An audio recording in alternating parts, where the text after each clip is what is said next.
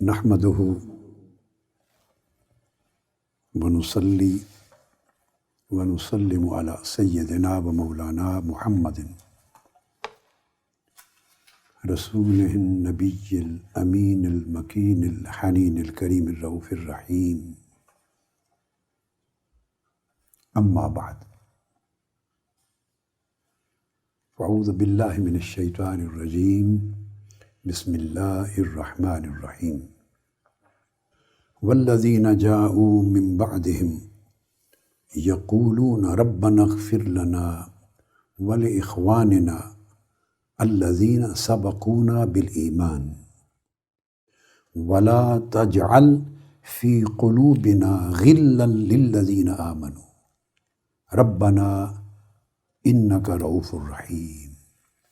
وقال تعالى قل أعوذ برب الفلق من شر ما خلق ومن شر غاسق إذا وقب ومن شر النفاثات في العقد ومن شر حاسد إذا حسد. وقال تعالى ونزعنا ما في صدورهم من غل تجري من تحتهم الأنهار وقالوا الحمد لله الذي هدانا لهذا. وقال تعالى إنما يريد الشيطان أن يوقع بينكم العداوة والبغضاء. صدق اللہ مولانا العظیم. محترم مشائخ علماء کرام، حضرات معتکفین و معتکفات، جملہ سامعین و سامعات، ناظرین و ناظرات، اللہ رب العزت کا شکر ہے جس کی توفیق سے ہم آج 29ویں شب رمضان المبارک میں جمع ہیں. یہ مبارک نشستیں ہیں جو اللہ کے مبارک مہینے میں اور اس کے آخری عشرہ میں منعقد ہو رہی ہیں، اور ان نشستوں کے مبارک ہونے کا ایک سبب، خاص سبب یہ بھی ہے کہ اس میں ہزار ہا کی تعداد میں آقا علیہ الصلوۃ والسلام کی امتی، اللہ رب العزت کے نیک بندے معتکف ہو کر اللہ جل مجدہ کے دروازے پر، اس کی بارگاہ عطا پر، اس کے بارگاہ لطف و کرم کے سامنے، اس کی بارگاہ جود و عنایت میں سائل بن کے بیٹھے. معتکفین پر جو اللہ رب العزت کی خاص رحمتیں نازل ہوتی ہیں، لا محالہ ان رحمتوں سے کثیر حصہ وہ سب لوگ حاصل کرتے ہیں ان نشستوں میں جو اس خصوصی مجلس میں آ کے شریک ہو جاتے ہیں، اور وہ معتکفین کے ہم نشین ہو جاتے ہیں، اللہ کے در کے سائلین کے ساتھ ہم نشین ہو جاتے ہیں، ان کے جلیس بن جاتے ہیں. پھر ان میں چونکہ کثرت ہے حاضرین کی، اللہ کے ذاکرین کی، صادقین کی، طالبین کی، معتکفین کی، ساجدین کی، راکعین کی، خاشعین کی، بکا کرنے والوں کی، طلب کرنے والوں کی، اپنی اصلاح چاہنے والوں کی، خیر کے بھکاریوں کی کثیر تعداد ہے. لہذا اسی حساب سے کثیر تعداد میں اللہ پاک ملائکہ کو نازل فرماتا ہے. یہ برکتوں کے ساتھ برکتیں، رحمتوں کے ساتھ رحمتیں، انوار کے ساتھ انوار، تجلیات کے ساتھ تجلیات، اور قبولیتوں کے ساتھ قبولیتیں، اس طرح بیش از بیش ملتی چلی جاتی، اضافہ ہوتا ہے. پھر جیسے میں ہر رات کہتا ہوں، کثیر تعداد میں علماء کرام آتے ہیں اس مجلس میں، تو ان کی برکات بھی شامل ہوتی ہیں. یہ سارے پہلو جمع کرتے ہیں تو آپ کی نسبت کو مضبوط کرتے ہیں. اس نسبت کو جہاں سے آپ کو فیض مل رہا ہوتا ہے، جہاں سے آپ کو خیر کا سبق مل رہا ہوتا ہے، جہاں سے آپ کو رشد و ہدایت کا نور مل رہا ہوتا ہے، جہاں سے آپ کو شر، باطل اور معصیت سے بچنے کی تدبیر مل رہی ہوتی، یہ سارے اسباب مل کے ایک دوسرے کو تقویت دیتے ہیں۔ آج کے موضوع کے لیے آپ نے اندازہ کر لیا ہوگا قرآن مجید کی جن آیات کریمہ کی میں نے تلاوت کی، ان میں چند امراض قلوب کا ذکر ہوا۔ جن امراض کا آج میں اللہ رب العزت توفیق دے اور اس مختصر وقت میں ضروری حد تک وہ تصورات اور مفاہیم کور ہو جائیں اللہ کے اذن سے، تو اسی کا شکر ادا کروں گا۔ آج میں نے انتخاب کیا ہے دل کی امراض کی ایک فیملی کا، یعنی وہ مرضیں الگ الگ ہیں مگر آپس میں جڑی ہوئی ہیں، چونکہ ان کا نسب ایک ہوتا ہے، ان کا گرینڈ پیرنٹس ان کے ایک ہیں، یا گریٹ گرینڈ پیرنٹس ایک ہیں، یا گریٹ گریٹ گرینڈ پیرنٹس ایک ہیں، یعنی دادا یا پردادا یا شکر دادا ایک نسب سے ہے، اس لیے وہ ایک فیملی ہو جاتی ہے۔ پھر بعد میں الگ الگ گھر بن جاتے ہیں، اور آپ کو پتہ ہے ایک فیملی میں ہر گھر کا اپنا ایک ماحول ہے، اور ہر گھر کے ہر فرد کی ایک اپنی شخصیت، اپنا مزاج، ایک اپنی طبیعت ہے، یہ فرق ہوتا چلا جاتا ہے، مگر ان کی نسب میں بیسیکلی اوپر جا کے ایک چیز کامن ہوتی ہے، جہاں سے وہ چیزیں یا ڈیولپ ہوتی ہیں یا متفرع اس میں برانچ کے طور پہ آگے نکلتی ہیں، جن کا ذکر آج میں کرنا چاہوں گا، اور اینڈ پر میں علاج، چونکہ ایک فیملی ہے تو ان کا علاج اکٹھا بیان کروں گا، اس کے کورس کی مدت کم و بیش ہو جائے گی، چونکہ تکلیفوں کی، امراض کی شدت کم و بیش ہے، سٹرونگر ہو جائے گا علاج، اینٹی بائیوٹک جیسے ہلکا کام کرتا ہے، سٹرونگ کام کرتا ہے، اور سٹرونگر کام کرتا ہے تھوڑے عرصے کے لیے، پھر ڈبل عرصے کے لیے، پھر اس سے زیادہ عرصے کے لیے، پھر طویل عرصے کے لیے، پھر انجیکشن ہوتا ہے۔ الغرض بیسک چیز علاج کی جو ہے وہ کرکس ایک ہوگا۔ جن چیزوں کا آج ذکر کرنا چاہتا ہوں وہ پہلے نام سن لیں، پھر میں اپنی ترتیب کے ساتھ مضمون بناتا ہوں۔ ایک تو ہے غل، یہ امراض قلب میں سے، ان کے معنی بھی بیان کروں گا، ابھی صرف عنوان لکھ لیں، ٹائٹل، تاکہ آپ کی ایک ترتیب بن جائے۔ تو پہلی مرض دل کی ہے غل، دوسری مرض دل کی ہے حقد، حقد، تیسری مرض ہے غش، چوتھی مرض ہے حسد، پانچویں مرض ہے العدا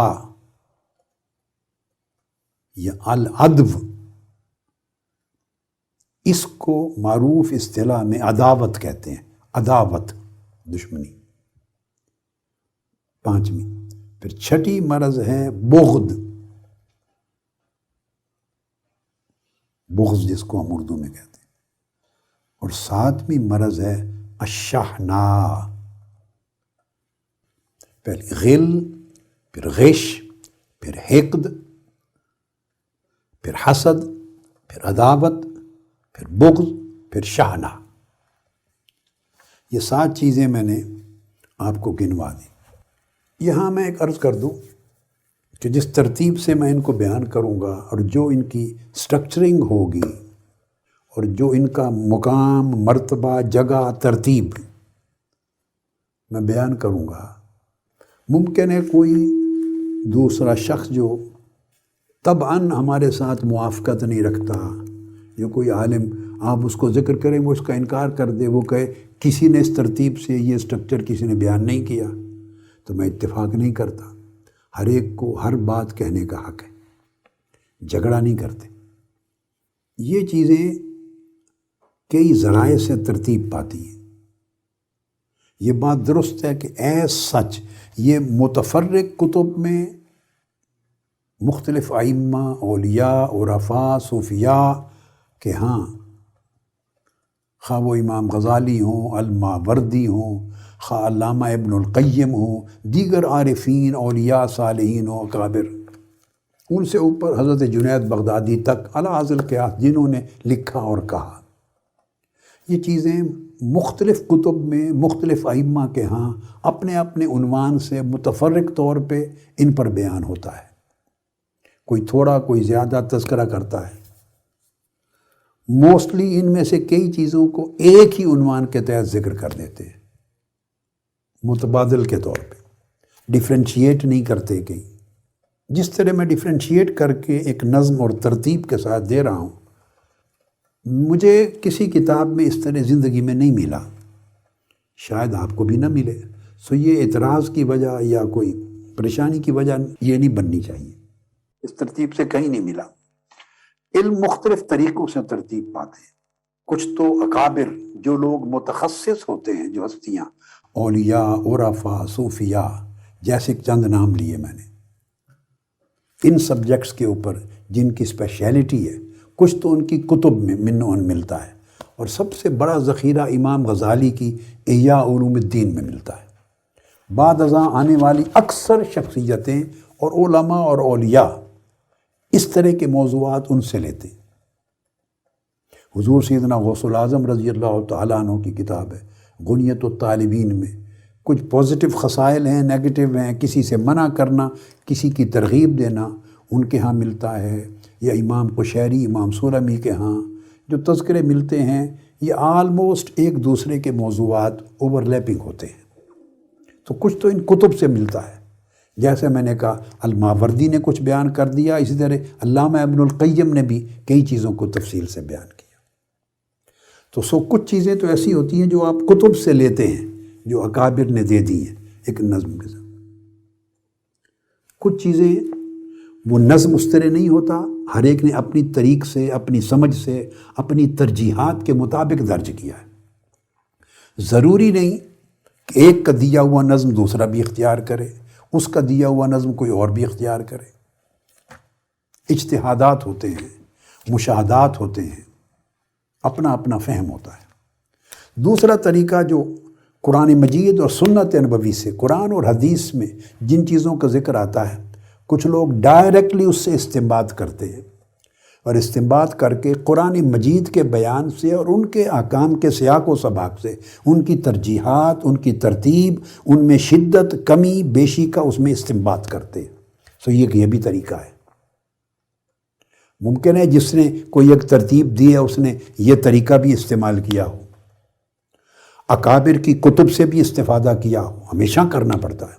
قرآن مجید کے نصوص اور ان کے سیاق و سباق سے بھی انسان لیتا ہے۔ پھر ہر آدمی کو اللہ پاک نے ایک فہم دیا ہے، اور یہ ایک ذریعہ افہام بولتے ہیں اس کو، افہام، ایک ذریعہ الہام، ایک ذریعہ کشف علمی۔ اللہ پاک القاء کرتا ہے، فہم دیتا ہے۔ ایک آدمی ایک چیز کو اس نظم سے لے سکتا ہے، دوسرے نے نہیں لی، کسی اور نے لے لی، تیسرے چوتھے نے نہیں لی۔ تو اللہ پاک جس کو جتنی صلاحیت، جتنا فہم، جتنا انعام کرتا ہے، وہ اس کے مطابق چیزوں کو اخذ کرتا ہے۔ یہ سارے مصادر اور ذرائع ہیں۔ لہٰذا مختلف شخصیتیں، ہستیاں جب کسی چیز کو لکھتی، بیان کرتی ہیں، تو وہ اپنے اپنی ترجیحات اور اپنے اپنے ضروریات اور اپنی سمجھ کے مطابق لکھتی ہیں۔ ایک کو دوسرے پر ترجیح، فوقیت نہیں دیتے۔ ہر ایک کے پاس خیر کے خزانے ہیں۔ تو یہ میں نے آپ کو صرف اس لیے بتا دیا کہ یہ ایک سٹرکچر ہے، جس طرح میں نے بنایا ہے یا آپ کو دے رہا ہوں، اس طرح سٹرکچرز بنے بنائے کہیں بھی کسی زمانے کی کتابوں میں نہیں ملتے۔ میں دے رہا ہوں آپ کو، جس کی طبیعت چاہے گی وہ اس کو اس طرح سمجھ لے گا، جس کی طبیعت نہیں مانے گی وہ نہیں سمجھے گا، بس ختم ہو گئی بات۔ وہ کسی اور کے دیے ہوئے سٹرکچر کو یا بیان کیے ہوئے اس کو ایکسیپٹ کر لے گا، اس میں بھی خیر ہے۔ مقصد اس مرض کا علاج کرنا ہے، خواہ کسی طبیب سے ہو، کسی ڈاکٹر سے ہو، کسی نسخے سے ہو، اصل اس مرض کو ایڈریس کرنا ہے۔ ہر ڈاکٹر، ہر طبیب نسخہ اپنی سمجھ کے مطابق ترتیب دیتا ہے۔ یہ ایک ابتدائیہ سا تھا تاکہ آپ بعد میں یہ اس لیے دے دیا کہ آپ سوچیں کہ یہ نظم اور یہ ترتیب، یہ اسٹرکچر کہاں ہے، کس نے دیا ہے. اور چونکہ کسی نے اگر ایگزیکٹلی اس طرح نہیں دیا تو پھر کیوں مانے یا کیوں نہ مانے. میں نے آپ کو یہ سارا اصول سمجھا دیا. اب دیکھیے حضرت وہب بن منبہ تابعین میں سے ہیں، جلیل القدر تابعین. وہ بیان کرتے ہیں، یہ حضرت حمام بن منبہ کے بھائی ہیں اور حضرت ابو ہریرہ رضی اللہ تعالیٰ عنہ کے وہ شاگرد تھے. حمام بن منبہ، وہب بن منبہ روایت کرتے ہیں کہ انہوں نے تورات میں پڑھا، تورات کے وہ حصے جن میں تحریف نہیں ہوئی تھی. اور کئی صحابہ کرام مسلمان ہونے سے قبل اہل کتاب تھے تو تورات میں پڑھتے تھے، ہر چیز کی تحریف نہیں ہوئی تھی. آج بھی ہر چیز تحریف شدہ نہیں ہے، کئی چیزیں درست ہیں مگر انداز بیان بدلتے رہے ہیں ان کے. فرماتے ہیں کہ اللہ رب العزت نے ارشاد فرمایا کہ میں نے انسان کو اس کے جسم کو جب ترتیب دیا تو 4 چیزوں کے ساتھ ترتیب دیا. اس میں ایک تو خشکی رکھی اور ایک آپ تری کہہ لیں، تری برودت، یعنی ویٹ چیزیں ویٹ ہوتی ہیں پانی کی طرح، ویٹنس، ایک ڈرائینس، ایک ویٹنس. پھر ایک گرمی رکھی اور ایک ٹھنڈک رکھی، ہیٹ بھی اور کولنس بھی، 4 چیزیں رکھی. اور یہ اس لیے کہ اس کو مٹی اور پانی سے بنایا تھا. اب یہ قرآن مجید میں جا بجا ذکر آتا ہے، پانی سے ہر زندہ چیز کی تخلیق ہوئی اور مٹی سے انسان کو بنایا. یعنی مٹی کے جو کیمیائی اجزاء ہیں وہ اجزاء، ان سے انسان کا جسم بنا. سو جو یبوست ہے یعنی خشکی ہے، ڈرائینس انسان کے اندر، اور جب انسان کے اندر ڈرائینس سے مراد انسان کی طبیعت میں خشکی، جس سے انسان انڈیفرنٹ فیل کرتا ہے، بور ہوتا ہے، کسی چیز میں انٹرسٹ نہیں لیتا، اس کے اندر شفقت اور محبت نہیں ہوتی، دل میں رحم نہیں ہوتا، فیلنگز نہیں ہوتی، وغیرہ وغیرہ. یہ ساری جسم میں مٹی کی طرف سے آئی ہے. اور جو رطوبت ہے، انسان کسی چیز کی طرف مائل ہوتا ہے، نرم ہوتا ہے، رقت آ جاتی ہے، شفقت آ جاتی ہے، کس طرف رغبت کرتا ہے. فرمائیے جو سیلانی کیفیت ہے، سیلانی، اور وہ دوسری خشک یا سختی کی، یہ مٹی اور پانی کے اثرات ہیں. اسی طرح حرارت، گرمی نفس کی طرف سے آتی اور ٹھنڈک روح کی طرف سے آتی. اب نفس کی چیزیں اگر غالب آتی ہیں طبیعت کے اندر تو حدت پیدا ہوتی ہے، یا گھٹیا پن آتا ہے اخلاق میں، مزاج میں، طبیعت میں، حرکات میں. آدمی ہلکے کام کرتا ہے، یا سختی آتی ہے، شدت آتی ہے، کبھی خواہش آتی ہے، شہوت پیدا ہوتی ہے، کھیلنا، ہنسنا، بہت زیادہ مذاق، کبھی بے وقوفی، کبھی مکر فریب. یہ سب چیزیں نفس کی طرف سے اس کے اثرات کے ساتھ ساتھ یہ جنم لیتی ہیں. اور روح کی طرف سے جو اثرات آتے ہیں انسان کی شخصیت اور طبیعت میں، اس میں حلم ہے، برداشت ہے، وقار ہے، تمکنت ہے، معاف کرنا ہے، حیا کرنا ہے، فہم ہے، سمجھ ہے، صلاحیت ہے، عقلی چیزیں ہیں، بزرگی ہے، وقار کی زندگی ہے، کسی کی تکریم کرنا، اچھے کام کرنا، سچائی ہے، صبر ہے، شکر ہے. یہ ساری چیزیں روح کی طرف سے آتی. تو یہ 4 مختلف ذرائع سے چیزیں انسان کی طبیعت میں جمع ہوتی ہیں، جہاں سے اخلاق وجود میں آتے ہیں. انسانی جسم ان چیزوں سے بنا اور ان کے اثرات مختلف شکلوں میں انسان کی طبیعت اور شخصیت میں آئے. یہ اب ان امراض کی جڑ بتا رہا ہوں تاکہ علاج بھی سمجھ میں آ سکے کس چیز پر فوکس کرنا ہے. اب اس پر عرفاء نے، صوفیاء نے اور علماء نے انسان کی جو طبیعت جب تشکیل پاتی ہے، انسان کا قلب، اس کا دل، اس پر گفتگو کی. پھر اس دل کے بھی خلقت اور ترکیب کے ساتھ اس کی صفات بنتی ہیں. یہ جو خلقت ہے، خاص خلقت جس سے انسان کا جسم بنا، اس سے دل کی بھی کچھ صفات بنتی ہیں. کئیوں نے 3 بیان کی، کئیوں نے 4 بیان کی۔ میں نے بڑی سوچ بچار کی ہے، میں 5 سمجھاؤں کہ 5 اس کی جہتیں ہیں۔ تو گویا انسان کا قلب ان 5 چیزوں کا یا 5 صفات کا یا ترکیب پانے والی 5 خصلتوں کا مرکب ہے، ایک کمپاؤنڈ ہے۔ کچھ صفات بہیمیہ ہیں، عام جانوروں جیسی، جو عام جانور ہیں، مویشی، بہائم، تو ان میں جو صفات پائی جاتی ہیں وہ بھی انسان کے قلب میں اور انسان کے نفس میں اور انسان کی طبیعت اور شخصیت اور مزاج میں، یہ ساری چیزیں جڑی ہوئی ہیں آپس میں۔ تو کچھ بہیمیہ صفتیں ہیں بہائم کی، کچھ سبعیہ صفتیں ہیں، درندے جو ہوتے ہیں، خونخوار درندے، خطرناک جانور، جنگلی، تو کچھ درندوں کی صفتیں ہیں۔ اب آپ فرق تو کرتے ہیں نا، گائے، بھینس، بھیڑ، بکری ان میں اور درندے ان میں، کچھ درندوں کی صفتیں ہیں 2۔ تیسری قسم شیطانی ہے۔ تو پہلی صفات بہیمیہ ہیں، دوسری صفات سبعیہ ہیں، تیسری شیطانیہ ہیں۔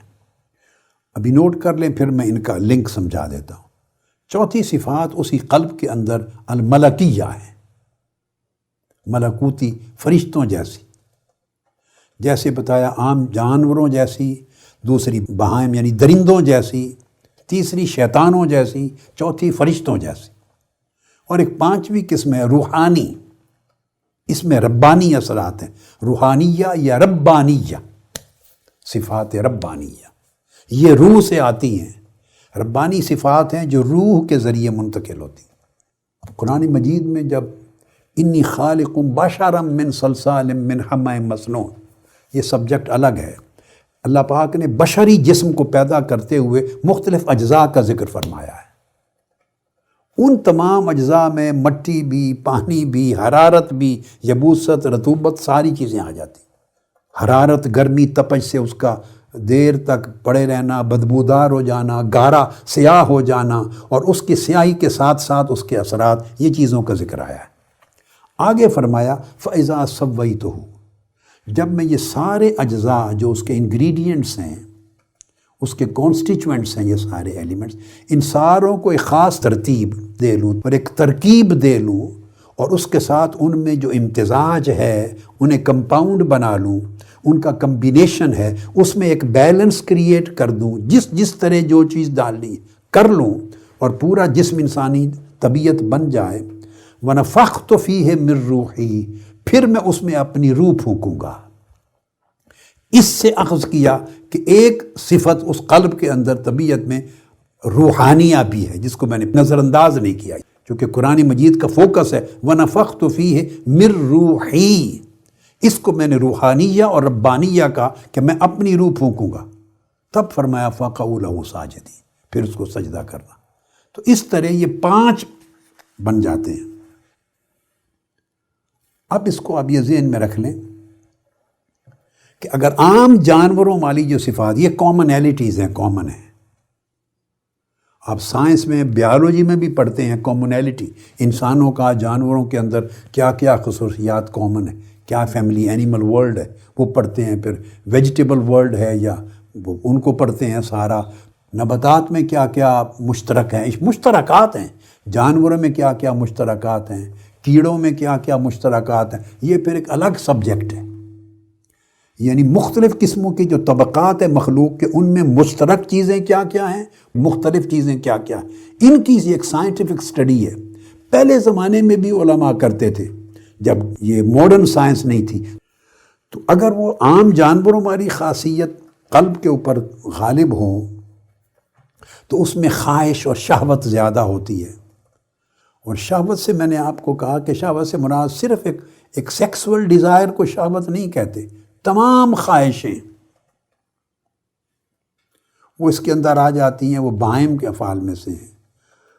اس میں کوئی شر کے پہلو آ جاتے ہیں برائی کے، اس میں حرص کے پہلو آ جاتے ہیں، جسمانی ضروریات کے پہلو آ جاتے ہیں، لالچ آ جاتا ہے، خواہشات آ جاتی ہیں، اپنا ایکسپوجر آ جاتا ہے، اپنی پریفرنس وغیرہ، یہ جتنی شہوات ہیں طاقت کی آ جاتی، یہ ساری شہوتیں بہائم کی طرف سے آتی۔ یعنی صفات بہیمی سے آتی ہیں. اور اگر درندوں والی صفات قلب پر غالب ہو جائیں تو درندے پھاڑتے ہیں، کھاتے ہیں، تو اس طرح اس میں انسان کے اندر جو آج میں نے جس فیملی کا ذکر کیا وہ چیز آ جاتی ہے، اور وہ شروع ہوتی ہے غل سے. غل آ جاتا ہے، حقد آ جاتا ہے، غش آ جاتا ہے، حسد آ جاتا ہے، عداوت آ جاتی ہے، پھر بغض آ جاتا ہے، شاہناہ آ جاتا ہے. اس سے پھر دوسرے کو گالی گلوچ دینا بھی آ جاتا ہے، اخلاق بگڑتے ہیں، ایک دوسرے سے قطیعہ کٹ آف ہو جاتا ہے، گالی گلوچ دیتا ہے، غیبت چغلی کرتا ہے، مارتا ہے، قتل کرتا ہے. یہ سٹیپس ہیں. کوئی اسی پہلے درجے کا مریض ہے، یہیں رکا ہوا ہے، کوئی بڑھ کے دوسرے تک رک گیا ہے، کوئی تیسرے پہ آ گیا، کوئی 10 درجے کراس کر کے آگے چلا گیا. میں نے آپ کو بتایا great great great grand father parents ایک ہیں، ایک نسب ہے.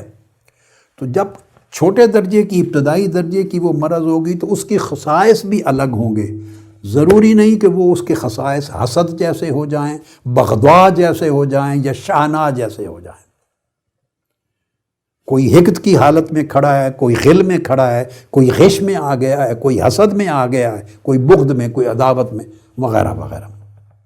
تو جو سبعیت ہے وہ یہ چیزیں ڈیولپ کرتی ہے، درندگی، جس میں انسان پھر دل میں یا اپنے خیالات میں یا اپنے عمل اور فعل میں درندوں کی طرح ہو جاتا ہے.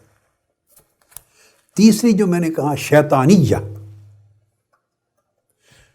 بہت سے اکابر کئی بیان نہیں کرتے اس کو الگ سے شیطانیہ، کئیوں نے بیان کیا ہے.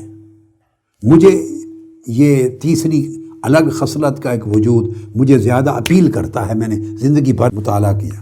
وہ یہ کہ کچھ چیزیں ایسی ہیں جو بہیمیت میں، اب یہ خاص سے سمجھنے والی ہے، جانوروں میں ہیں، عام بہائم میں، مگر وہ چیزیں درندوں میں نہیں ہے. عام جانور بے وقوف بھی ہوتا ہے، بہت زیادہ کوئی ذہین اور شریر بھی نہیں ہوتا، ڈل بھی ہوتا ہے، سفاہت بے وقوفی بھی ہوتی ہے، ڈھیلا بھی ہوتا ہے، نفع بھی دیتا ہے، وغیرہ وغیرہ. مگر جب جانوروں کی وہ قسم جن کو آپ کہتے ہیں درندے،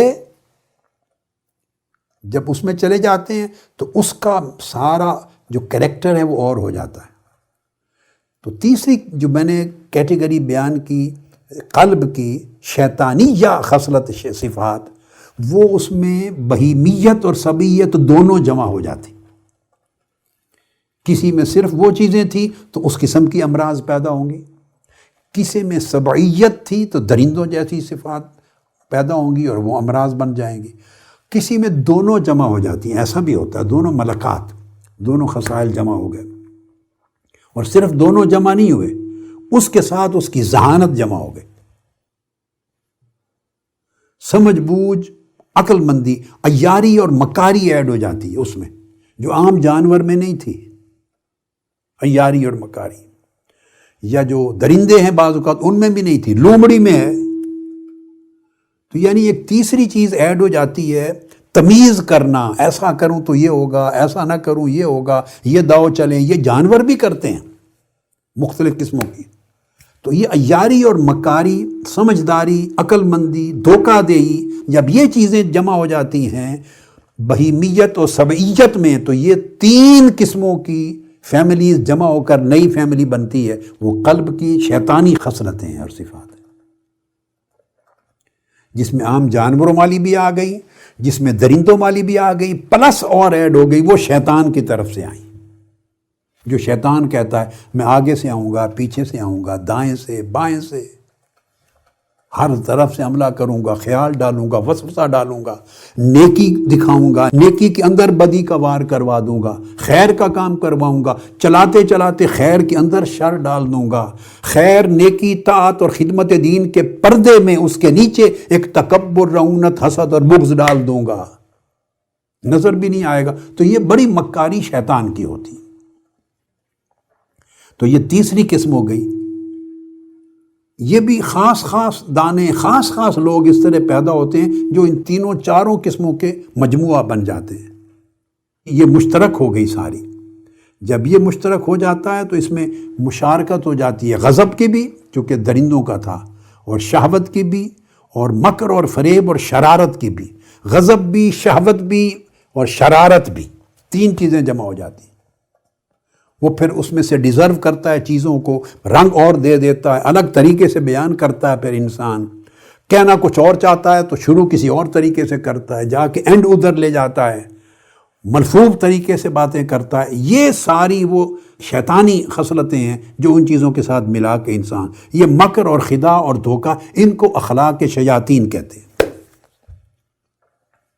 پھر اس کے بعد ملکیہ ہے، صفات ملکیہ فرشتوں جیسی، جیسے میں نے بتایا، اس میں حلم ہے، اس میں وقار ہے، اس میں نیکی ہے، صبر ہے، شکر ہے، برداشت، سخاوت، یہ چیزیں آ جاتی ہیں۔ پھر ربانی روح کی، اس میں پھر عبادت ہے، تابعداری ہے، عبادت گزاری ہے، اس میں عفو درگزر ہے، اس میں رقت ہے، اللہ کی بارگاہ میں رجوع الی اللہ ہے۔ یہ ملکات جو ہیں روحانی، جو مالا اعلیٰ کے اوپر اللہ کی عبادت اور قربت کو طلب کرنے کے، اور اللہ کی معرفت کو طلب کرنے کے، اور اللہ کی رضا کو طلب کرنے کے اوپر کے درجے کے، یہ روح کے ذریعے، تو یہ روحانیہ صفات آ جاتی ہیں۔ یہ مختلف اینگلز ہیں جس کے ذریعے انسان کو پتہ ہونا چاہیے کہ اس کے اندر یہ سارے ملکات اور ساری خصلتیں اور ساری خوبیاں ہیں، ان کی جڑ ہے، سب کا بیج ہے، سب کی چیزیں۔ اب اگلی سٹیج پہ میں کہنا یہ چاہتا ہوں کہ جب آپ ان سارے اس مضمون کو سمیٹتے ہیں اور ان کو قلبی امراض یا قلبی اخلاق حسنہ بھی اور اخلاق سیئہ بھی، یہ قلب کے، یہ مختلف ٹرمز ہیں، کوئی شخص کوئی ٹرم استعمال کر سکتا ہے، ان کو قلبی احوال کہہ سکتا ہے، قلبی امراض کہہ سکتا ہے، اخلاق کہہ سکتا ہے، اچھے اور برے اخلاق، وہ بھی اس میں برے اخلاق ہیں تو وہی امراض ہیں، یہ ٹرمز ہیں۔ تو سفلی خصائل کہہ سکتا ہے، مگر ان تمام چیزوں کو جب آپ اکٹھا کرتے ہیں تو لطف کی بات یہ ہے کہ 4 پازیٹیو خصلتیں بنتی ہیں، یعنی سمجھ لیں 4 فیملیز بنتی ہیں پازیٹیو، یہ 4 تنے جن میں سے شاخیں نکلتی اور درخت بنتے ہیں۔ پازیٹیو سائڈ پر وہ حسن خلق کہلاتا ہے یا فضائل اخلاق کہلاتا ہے، فضائل اخلاق۔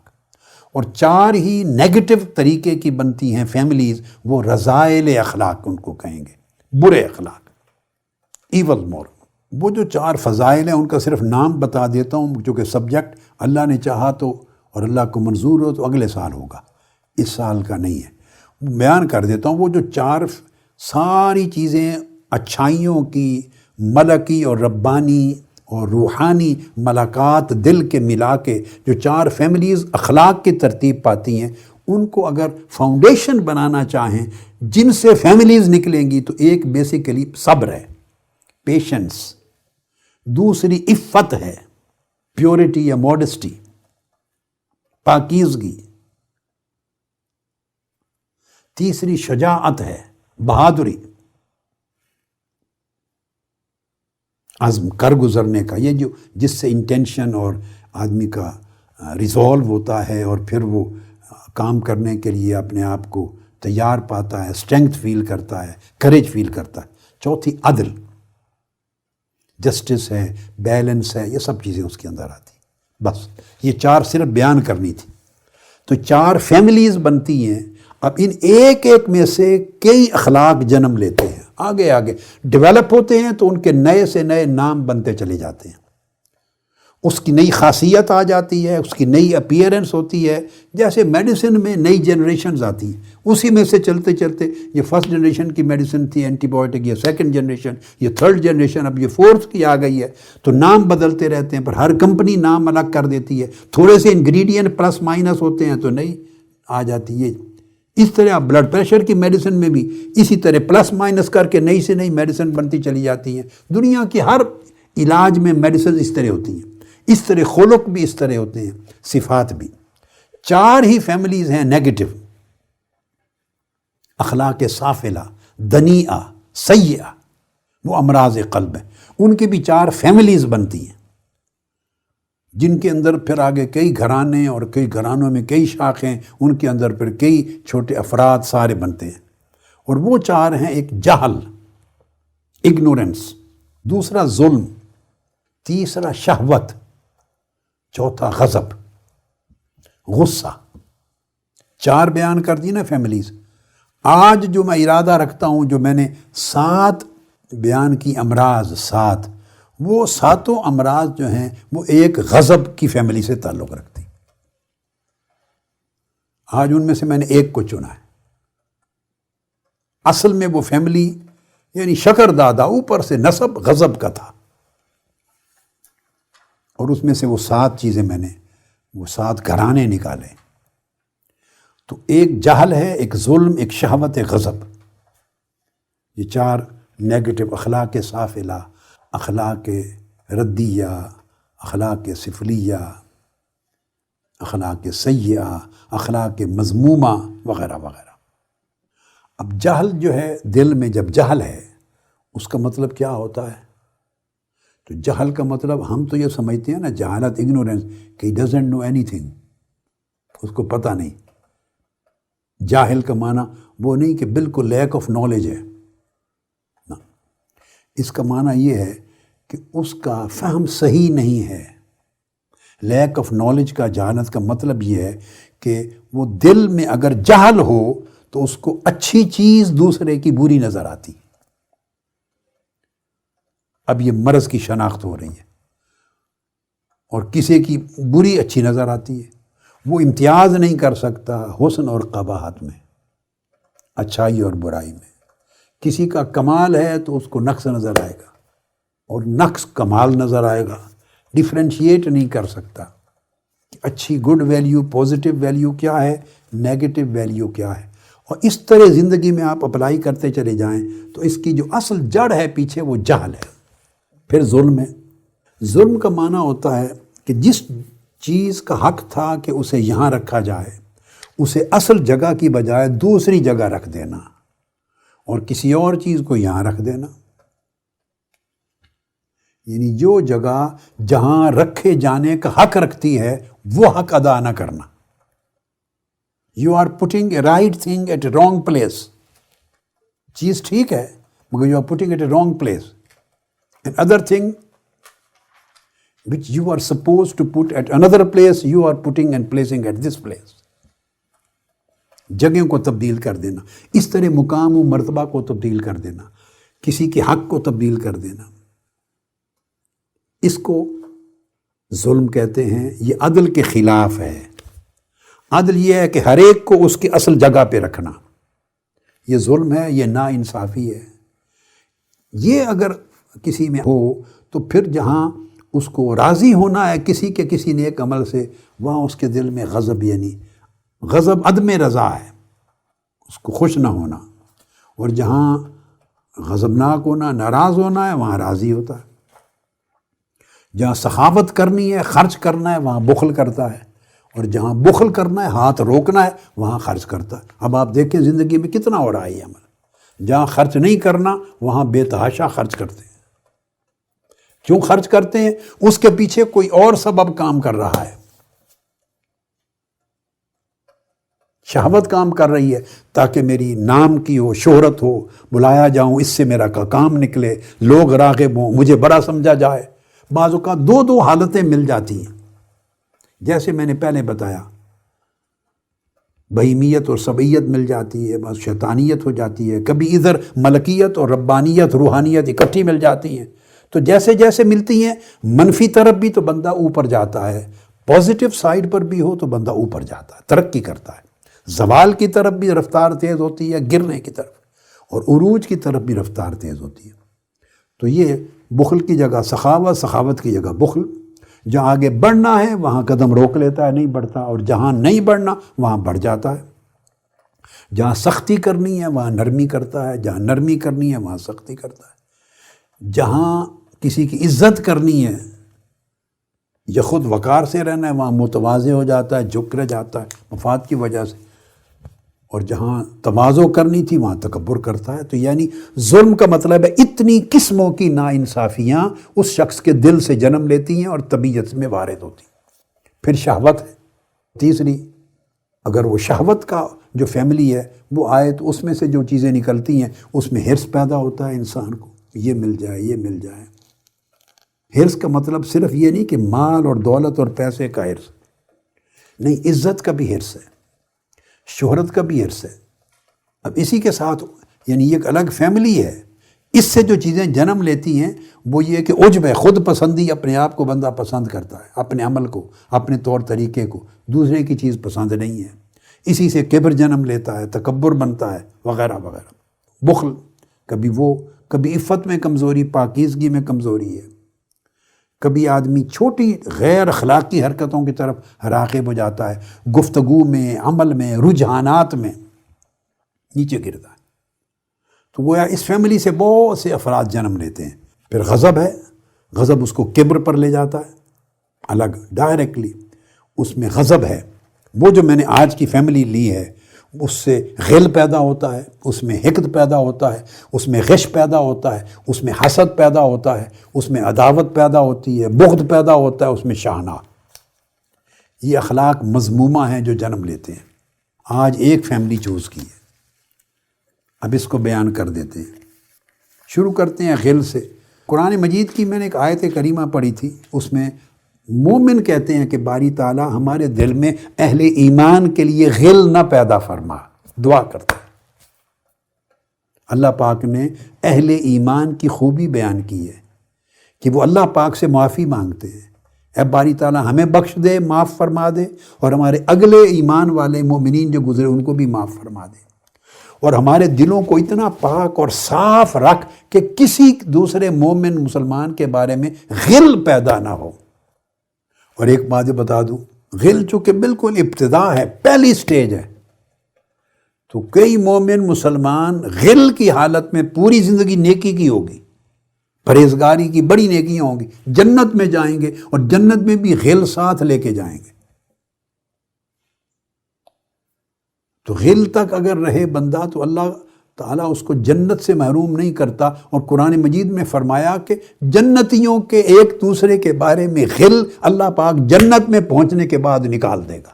چھوٹی چیز ہے، بگننگ ہے۔ اب اس کے معنی بیان کر دیتا ہوں تاکہ آپ کو سمجھ آ جائے۔ انہیں 7 چیزوں کو پہلے معنی سمجھا دیتا ہوں۔ یہ وہ سٹرکچر جو بتایا میں نے کہ اس کو کتابوں میں تلاش نہ کریں، اس نظم سے شاید کہیں نہ ملے۔ جو غل کا لفظ ہے بنیادی طور پہ ذہن میں رکھ لیں، اس کے 3 معانی ہیں اور تینوں جمع ہو جاتے ہیں۔ غل کا ایک معنی تو حقد کے لیے استعمال ہوتا ہے۔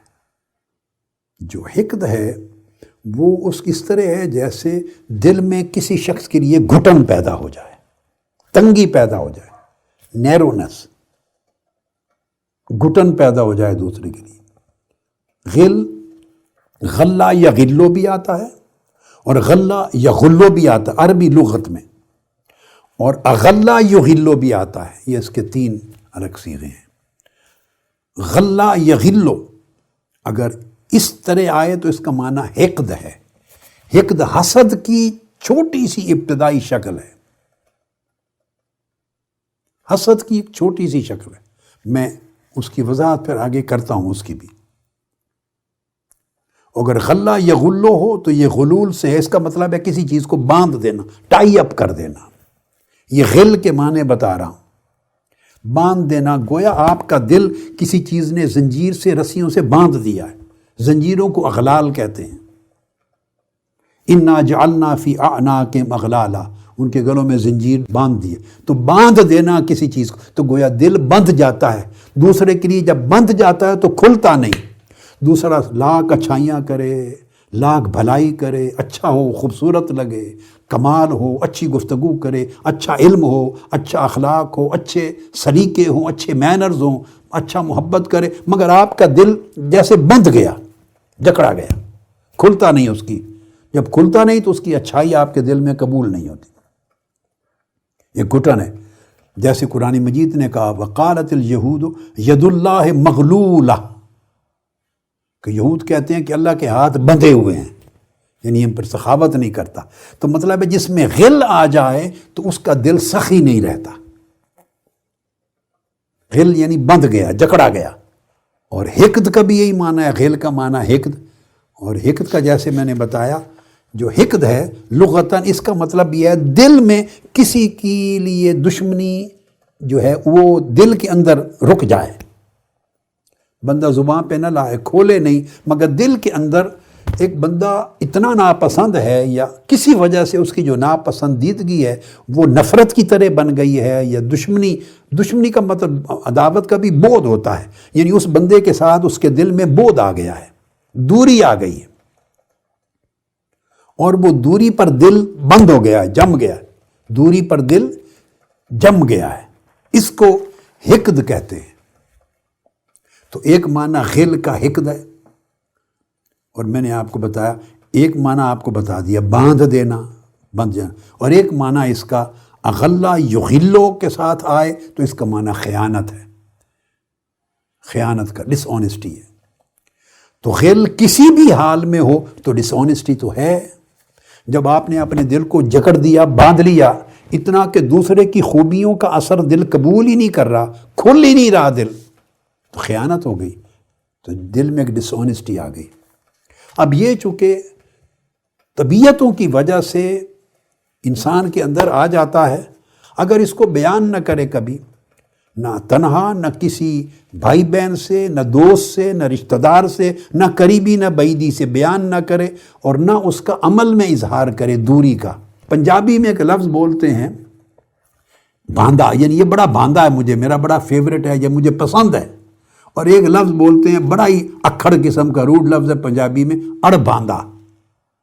وہ لاکھ سنور جائے، اچھا ہو، خوبصورت ہو، وہ دل کو بھاتا نہیں ہے، دل کو اچھا نہیں لگتا، یعنی دل میں گانٹھ بند گئی ہے، زنجیر لگ گیا ہے، اس کی خوبیاں اندر دل ریسیو نہیں کرتا ان کو۔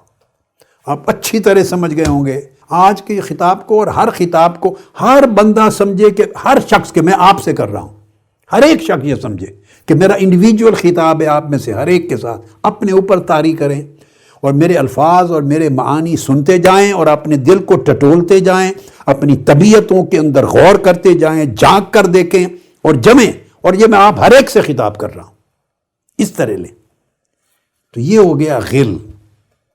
تو اگر وہ بیان نہ کرے، اظہار نہ کرے، چونکہ اظہار کرے گا لا محالہ تو وہ چغلی بن جائے گی، غیبت بن جائے گی، زبان پر دوسرے کی برائی آئے گی، وہ جو برائی آئے گی تو اس گناہ پر ایک اور گناہ ایڈ ہو جائے گا۔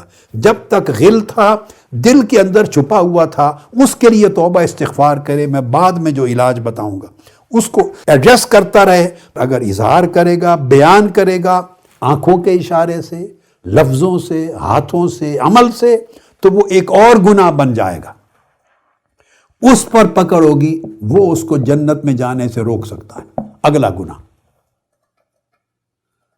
اگر کوئی اظہار نہیں کیا زندگی میں اور دل میں رہا اور اس کے ازالے کی کوشش کرتا رہا، ازالہ ہو گیا تو خیر ہے، نہیں کر سکا تو اللہ پاک نے فرمایا جنت میں ہم ازالہ کر دیں گے، کیونکہ اس مرد مومن نے یا مومنہ، اس خاتون نے، مرد نے، اللہ کے بندے نے، بندی نے اس کو ظاہر نہیں کیا اور اس کو دور کرنے کی کوشش مقدور بھر کی، مگر اس کے اور اعمال صالحہ تھے، نہیں نکال سکی ہے، نہیں نکال سکا تو جنت میں نکال دیں گے ہم۔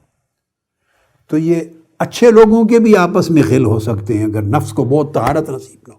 علماء کے تو بہت ہی ہوتے ہیں غل آپس میں، پیروں کے بھی بہت غل ہوتے ہیں آپس میں، لیڈروں کے تو ہوتے ہی ہوتے ہیں، جتنے لیڈر ہیں، قائدین ہیں، تاجر ہیں، مقابلہ، یہ سب بیٹھے بٹھائے کوئی بندہ بھاتا نہیں ہے، اور اس کے پیچھے ریزنز ہیں۔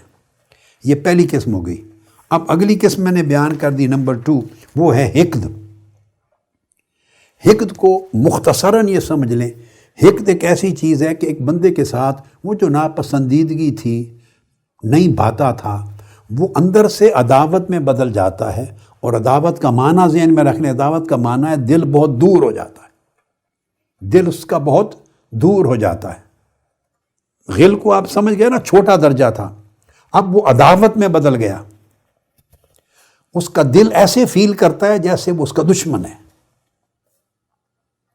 اتنا دور ہو جاتا ہے جیسے دشمن سے دور ہوا جاتا ہے، مگر اس کو دل میں روک رکھنا، پھر جیسے میں نے غل کے لیے کہا، اس کو دل میں روکے رکھنا، اس کا اظہار نہ کرنا، نہ قول سے، نہ فعل سے، نہ عمل سے، نہ برتاؤ سے۔ تو اگر دل میں دشمنی کو چھپائے رکھے تو اس کو حقد کہتے ہیں، hidden enmity, hidden hatred, if it is not exposed in his acts and deeds. تو وہ حقد ہے. تو حقد جو ہے غل سے زیادہ شدید درجہ ہے، غل سے، مگر اس کے لیے بھی شرط یہ ہے کہ چھپائے رکھے تو حقد ہے، ظاہر ہو جائے تو پھر وہ اور چیز ہو جاتی ہے، حسد میں بدل جاتا. اگر پتہ نہ چلنے دے تو حقد ہے. 2 درجے ہو گئے. اس کے بعد تیسرا درجہ غش. آپ نے غش کا لفظ عام طور پہ سنا ملاوٹ کے معنی میں، تغطیۃ الشر بالخیر، یعنی خیر و شر کو ملا کے خیر کے پردے میں شر ڈال دینا، یہ غش ہے. غش کی تیسری سٹیج ہے. میں نے آپ کو کہا کہ جو کچھ میں پڑھا اس میں سٹیجز نہیں بیان کی کسی نے اس طریقے سے، یعنی اس رات تک بھی جب میں آپ سے خطاب کے لیے کر رہا تھا مطالعہ تب بھی نہیں گزری. تو میں نے آپ کو ابتدائیہ میں جو بات سمجھا دی بس اس کو ذہن میں رکھ لیں. تو غش کے درجے میں غل اور حقد دونوں جمع ہو جاتے ہیں، یہ ایک اور بڑھ جاتا. آقا علیہ السلام نے فرمایا لیس منا من غشنا، جس نے ہمارے ساتھ غش کیا وہ ہم سے نہیں ہے. شدت بڑھ گئی. یہ چیز غل کے لیے نہیں فرمائی تھی اور حقد کے لیے نہیں فرمائی تھی کہ ہماری امت سے ہی نہیں ہے. کیوں کہ اس میں جو خرابیاں غل میں تھیں وہ بھی، اور جو خرابیاں حقد میں وہ غل دشمنی کی طرح میں چینج ہو گیا تھا. دل اتنا دور ہو گیا تھا جتنا دشمن سے دور ہوتا ہے، مگر اس کو بھی روکے رکھا. روکے رکھنے کی چیز اندر کامن تھی، شدت گریوٹی زیادہ تھی. تو دونوں کیفیتیں جمع ہو گئی، شدت آ گئی تو وہ غش بنا. تو غش میں پھر کیا ہوتا ہے، اس میں وہ بندہ دوسرے کی اچھائیوں اور اس کی برائیوں کو مکس اپ کر دیتا ہے. اس کی اچھائیوں کو الگ نہیں دیکھ سکتا. جب بھی کوئی اچھائی اس کی آنکھوں کے سامنے آئے ساتھ ہی اس کی برائی دکھائی دینے لگ جاتی ہے. جو ہی کوئی اس کی بھلائی کا بات کرے خیال آئے ساتھ ہی اس کی کسی برائی کی بات آ جاتی. تو ان چیزوں کو ملا دیتا ہے، مکس اپ کر دیتا ہے. اس ملاوٹ کی وجہ سے اس کو غش کہتے ہیں. بیوع میں بھی، تجارت کاروبار میں بھی کیا کرنا، گھٹیا کو عمدہ سے ملا دینا. کھجوریں بیچی آپ نے، ہر چیز آپ دیکھ لیں، کھجوریں ہیں، ایون کپڑے ہیں، اعلیٰ قسم کا دکھا کے تو اس کے ساتھ گھٹیا ملا کے دے دینا. آم ہیں، سیب ہیں، کھجوریں، مختلف کوالٹیز ہیں، عمدہ گھٹیا ملا کے دے دینا. یہ عام ہر وقت مارکیٹ میں ہوتا ہے.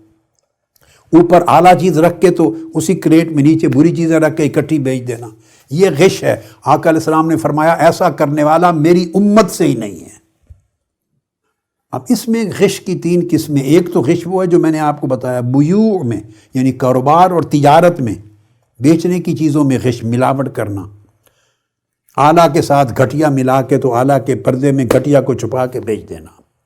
ایک ہے الغش فی النصیحہ. الغش فی البیوع تھا پہلا. دوسرا الغش فی النصیحہ. نصیحہ کہتے ہیں خیر خواہی. یہ امپورٹنٹ بات ہے، خیر خواہی کو. تو اس میں غش کا مطلب یہ ہے کہ بندہ کسی کا دل سے خیر خواہ نہیں رہتا.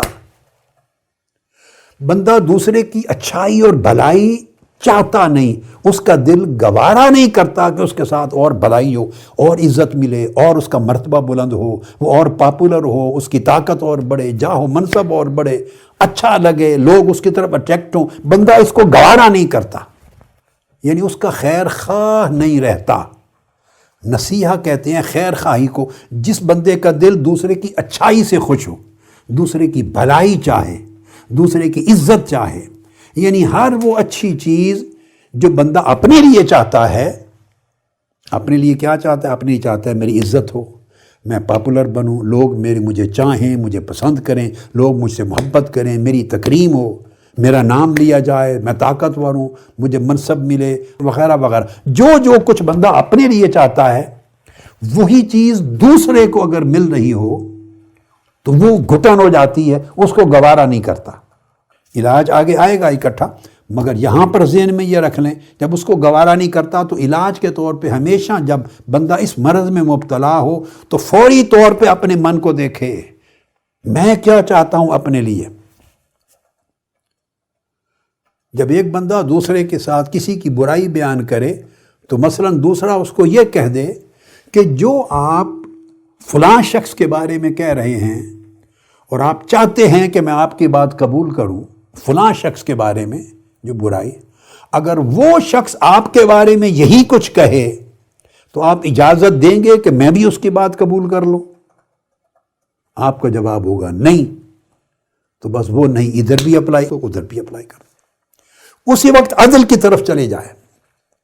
میں اپنے لیے کیا چاہتا ہوں، بس یہ ایک سمپل بات درمیان میں نے کر دی، اپنے لیے میں کیا چاہتا ہوں، بس وہ دوسرے کے لیے بھی چاہے۔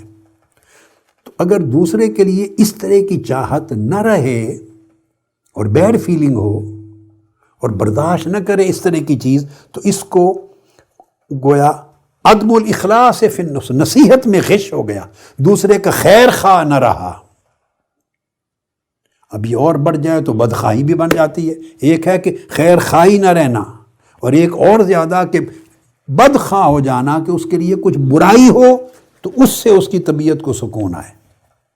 یہ اور بری کنڈیشن ہے زیادہ۔ تو یہ غش فی النصیحہ ایک الغش للرعیہ ہے۔ یہ ایک اور غش ہوتا ہے حسن معاملہ کرنے میں، یہ حکمرانوں کا غش ہوتا ہے، جو قائد ہوتے ہیں لیڈرز، ان کا غش ہوتا ہے، شیخ کا غش ہو سکتا ہے، پیر کا غش ہو سکتا ہے، عالم کا، حکمرانوں کا رعایا کے ساتھ، کہ ان کے ساتھ حسن معاملہ نہیں کرتا، انہیں اپنے مفاد کے لیے یوز کرے، استعمال کرے۔ قائد اور لیڈر اپنے ورکر اور کارکنوں کو اپنے طمع اور اپنے مقصد کے لیے استعمال کرے، دھوکہ کرے، اچھے نعرے دے، اچھا عنوان بنائے جس سے لوگ اٹریکٹ ہوتے ہیں، جوش میں آتے ہیں، اور خود دل میں اس چیز کی نیت ہی نہ ہو۔ یہ کامن پالیٹکس میں کامن ہے۔ پاکستان کی پوری تاریخ بھری پڑی ہے اس چیز کے ساتھ، ساری تاریخ۔ غریب کا نام لے، غریب کو روٹی دینا، غریب کو مکان دینا، غریب کو گھر دینا، غریب کو عزت دینا، غریب کو جاب دینا، تو نعرہ لے کے تو غریب اٹھ کے کھڑا ہو جاتا ہے اس کے لیے۔ غریب سے ووٹ لیتا ہے لیڈر، اور اس کے دل میں غریب کی وہ دو ہمدردی محبت ہوتی ہی نہیں، وہ ارادہ ہی نہیں ہوتا۔ تو یہ غش ہے لیڈر کا۔ کوئی کہتا ملک میں اسلام لے آنا ہے، نظام شریعت لانی، نظام مصطفیٰ لانا، کتاب و سنت کا نظام لانا ہے، وہ دیکھتا ہے کہ جو اس کو چاہنے والا ہے وہ اسلام، شریعت، قرآن، سنت کے نام پر بکتا اور وہ کیش ہوتا ہے، ایکسپلائٹ ہوتا ہے۔ تو ایکسپلائٹ کرنا پیروکاروں کو، یہ غش للرعیہ ہے۔ کوئی نظریہ پاکستان کی بات کرتا ہے، کوئی اسلام کی بات کرتا ہے، کوئی آقا علیہ السلام کا حوالہ دیتا ہے، کوئی سنت نبوی کی بات کرتا ہے، کوئی ریاست مدینہ کی بات کرتا ہے، کوئی جمہوریت کی بات کرتا ہے، اور کچھ اپنے ہاتھ میں رکھنا، کسی دوسرے کو شیئر ہی نہیں دینا چاہتا۔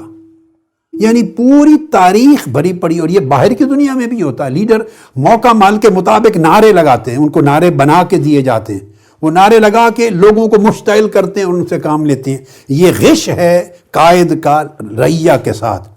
اس طرح شیخ اور پیر لوگ ہیں، عالم ہیں، وہ پیر دیکھ لیتے ہیں مریدوں کی نفسیات، اس طرح کی باتیں کر کے ان کو بیوقوف بناتے ہیں، ان کو بیوقوف بناتے ہیں، دھوکہ دیتے ہیں، بجائے اس کے کہ ان کی آخرت سنواریں، اپنی جیب سنوارنا چاہ رہے ہیں۔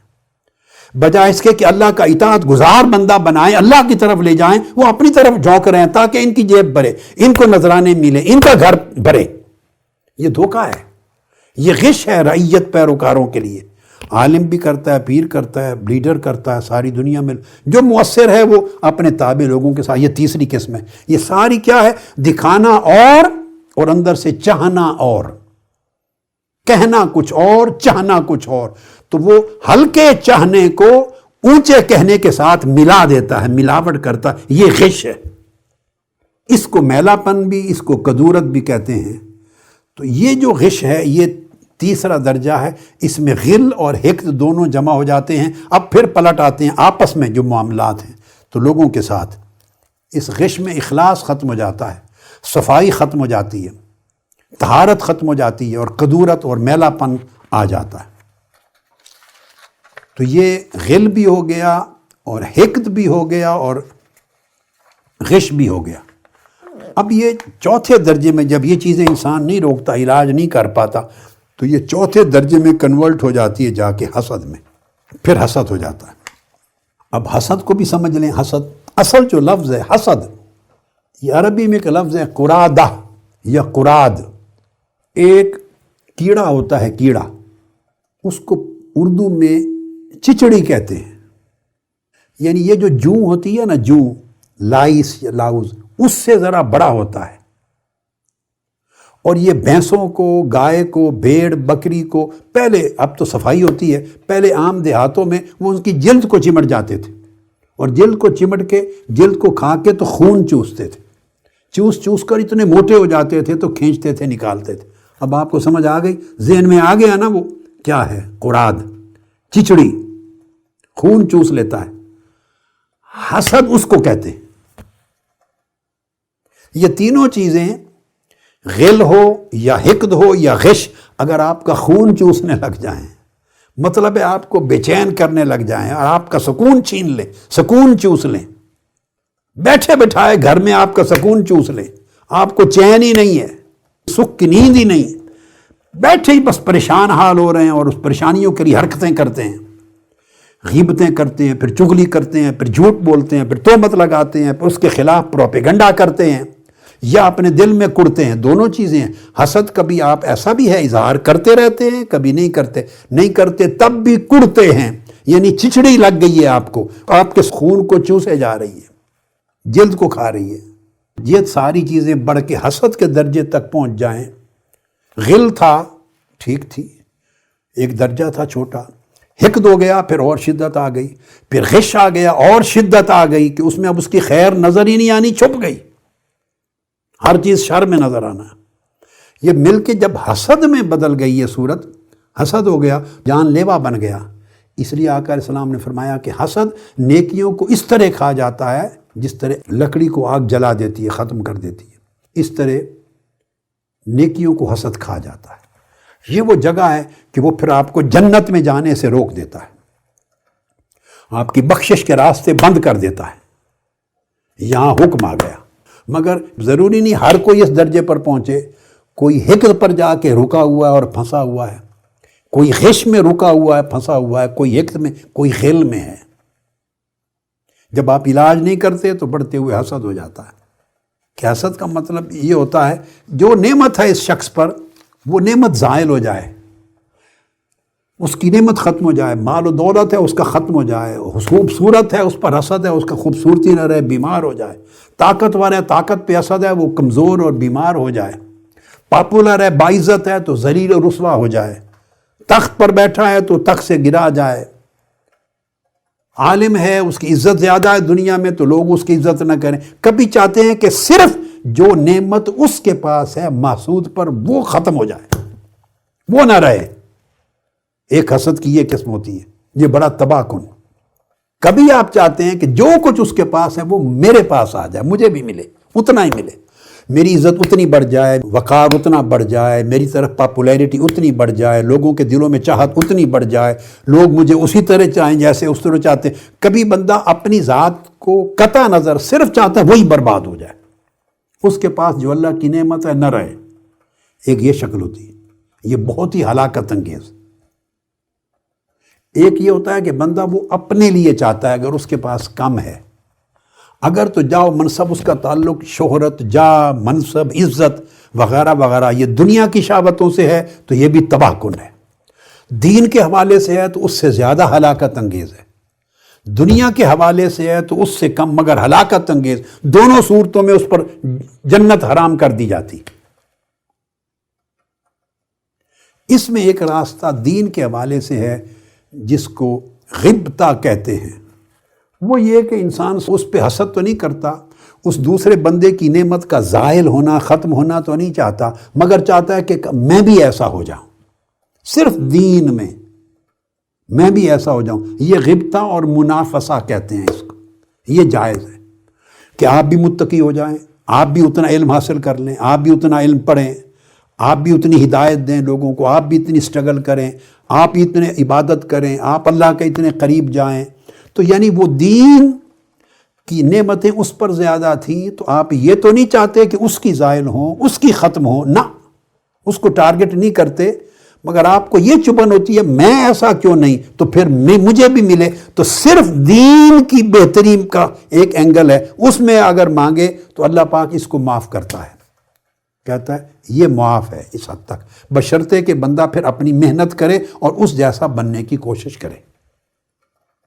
فقط دین میں، عبادت میں، تقوی میں، علم میں، پرہیزگاری میں، اس حصے میں۔ مگر اس ایک حصے کو چھوڑ کر باقی جمی امور میں پھر یہ انسان کو چوستا اور ختم کرتا ہے، تباہ کرتا ہے۔ پھر 5واں درجہ حسد کے بعد جب حسد نہیں رکتا انسان کا اندر تو پھر وہ عداوت میں بدل جاتا ہے۔ جیسا میں نے کہا جو عداوت ہے اس کے 2 معنی ہیں، ایک تو تباعد ہے یعنی دوری، دل دور تو پہلے ہو گئے تھے عداوت کے ضمن میں نے بتا دیا تھا، عداوت تو دل اتنا دور ہو جاتا ہے کہ پھر قربتوں کی کا امکان ہی نہیں رہتا، قریب ہی نہیں، دیکھنا ہی نہیں چاہتے ایک دوسرے کو، اکٹھا بیٹھنا ہی نہیں چاہتے، یعنی دل کی دوری اتنی بڑھ جاتی ہے کہ پھر وہ بندہ اس کے قریب ہی نہیں ہونا چاہتا۔ اور دوسرا اس میں تجاوز کا معنی ہے، تباعد اور تجاوز، یعنی حد سے بڑھتا ہے انسان اپنی سوچ میں، تو معاملے میں جفا کاری کرتا ہے، اس کا معاملہ آ جائے تو عداوت کی وجہ سے اس کے خلاف فیصلہ دے گا، اس کے بارے میں سوچ آ جائے تو خلاف سوچے گا، اس کے بارے میں رائے قائم کرنی ہو خلاف رائے کرے گی، یعنی جفا کرے گا، ناانصافی کرے گا، اور جو دل کا رشتہ اس کو قطع کرے گا، اور دل چاہے گا یا اس کو نقصان پہنچے یا حد سے بڑھ جائے، زیادتی کرے، ظلم کرے، ناانصافی کرے، یہ پھر عداوت کی سٹیج آ جاتی ہے، حسد سے آگے۔